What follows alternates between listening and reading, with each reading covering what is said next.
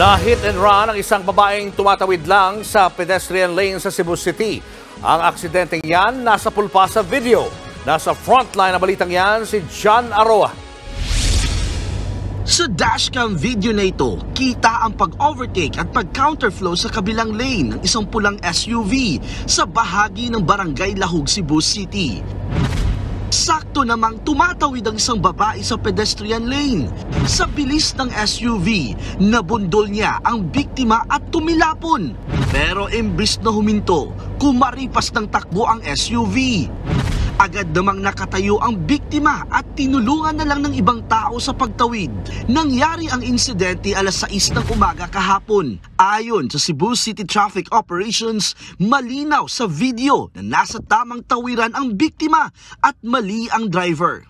Nag-cross siya on a solid line, nag-drive left siya. It's very disgusting for those irresponsible drivers, no?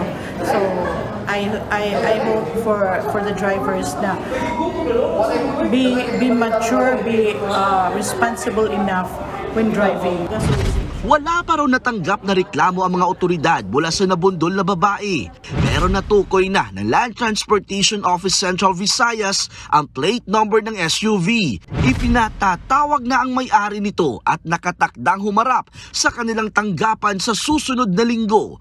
Kahit daw magkakaroon ng arigluhan, papatawan pa rin ng parusa ang driver.